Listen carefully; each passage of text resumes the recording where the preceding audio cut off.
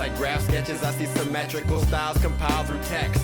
I'm the B-U-K-U-E with arrows, three-color fade with smoke gray drop shadows, baby blue, aqua, turquoise, sunset orange, a tad of banner red to enhance the land shapes. Buku's coming soon to a wall near you, let it be known. This is for the graph heads.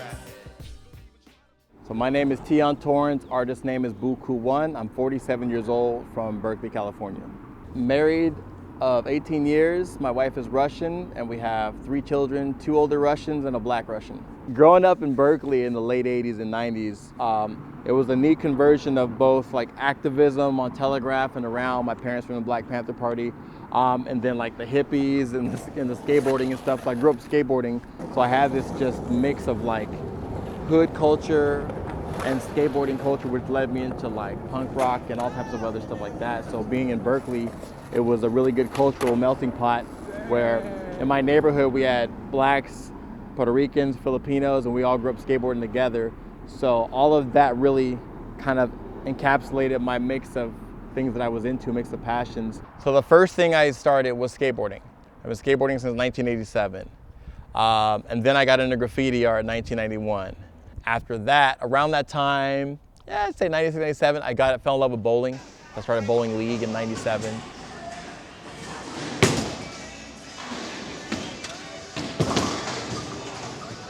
So after graduating high school, I went to 3 months of junior college at DVC, and I loved studying like neuropsychology, communications 101, which was the dynamics of interpersonal communication, but I didn't want to be a psychologist. So I ended up, after 3 months, just going straight into a job which led me into entrepreneurship very early. So my studies and my teachings had less to do with school and more by experience, and one mentor leading me to a set of books that led to another mentor, that led me to another set of books, that led me to another mentor, and so on and so forth. My path has led me in all different types of ways that I ever would have imagined. My first real like entrepreneurship, I got into promoting with a couple buddies, and we threw a big hip hop pro skateboarding event.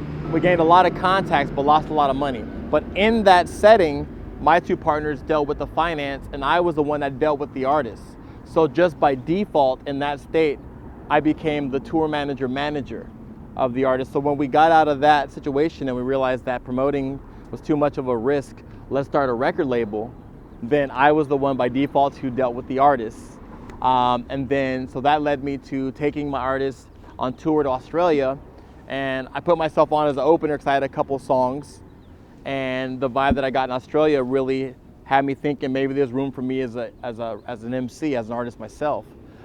During that time down there, I linked up with a girl and we found an investor, and I started bringing artists out on tour there. So when I came back in the States, I had all this music and I had no way of getting it out. And so what I did is I told these artists that I brought to Australia that I'm willing to drive, tour manage, or do merch in order to perform.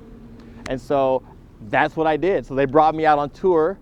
And so since I didn't smoke or drink at the time, part of my assets were I was kind of square. I liked handling business. I would rather drive. I would rather be the one being responsible. So allow these artists to just be who they wanted to be and just kind of be loose because they trusted I would handle business. The word got out like, man, you bring Buku out on tour, but he'll drive, tour manage. Oh, all he wants is like to open. And so then that led to other artists bringing me out, which led to, Del the Funky Homo Sapien in 2000, his manager bringing me out on a nationwide tour. Lo and behold, just keeping in touch with Del, checking in every now and then, he was like, hey, I'm not working with my manager anymore. What do you think about managing me? And I was like, well, I don't, that sounds like a big deal. A lot of people have an issue with me being an artist and a manager. And he was like, that's what I like about you, is that you understand the side of the artist and you're a manager. So I said, well, let's try it out. Next thing you know, I managed Del. I managed Del for 11 years.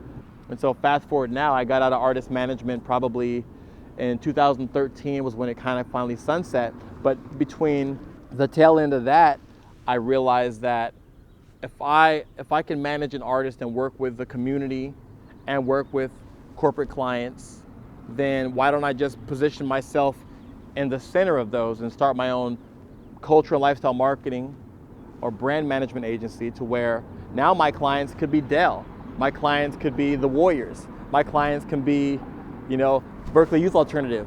And I could just connect all these things using my same skills, which is relationship building, being responsible and impeccable with my word. And that's where I moved into now, and that allows me to, sometimes I'm DJing gigs for events, sometimes I'm doing live t-shirt printing, sometimes I'm teaching classes, other times I'm curating large-scale murals.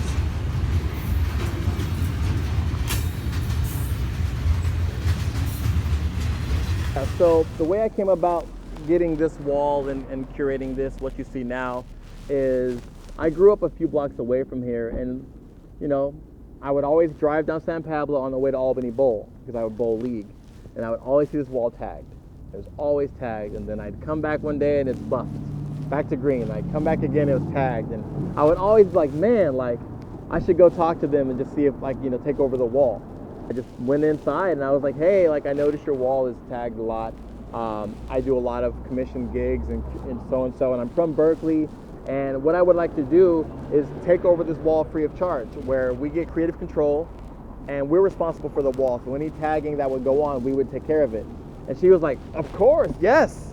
Like, that would be great. So I got my friends and family, some of the writers I work with from Berkeley, and we just took over the wall. And now we've had this wall, I want to say almost 6 or 7 years, and you see no one tags it. One of my first metrics of success in my life was when I could buy more than one box of cereal at a time. Like, I could have like hella different boxes of cereal in my cupboard. Once I got out of management in 2013, that was my first like hard stop. After that mind state just got halted, I realized, like, success is a daily goal. Like, success is going to bed and waking up, being grateful that you had that day. Success is being there for your children. Success is being there for your family. When you're driven, you rarely stop and smell the flowers. Learning how to edit on CapCut. Like, it's little successes that lead to a whole bunch of different stuff, I just like to add, just really, if whatever you're into, get passionate, stay educated on it. Educate yourselves on the elders who were there before you. Educate yourselves on the people that are coming up after you. And just circulate that gratitude from the elders to the youth, to the babies, and all the way up in between. Like, we can get really caught up in just being attached to one side or the other. Like, I'm only attached to what happened before. I'm only attached to what's happening now. And it's like, all of the ecosystem of all of that is amazing. You can learn so much from your elders as much as I can learn from my daughter. Seems like no matter what's written on these pages, without the majors, we're confined in low-level cages. Enraging me, arresting my development, creativity, entrapment, modern-day confinement. Plus, the deeper I get with the lyrics I spit, the further I get from the mass audience. They don't want to be moved and touched, they just want to move in the club, drink up and shake butts.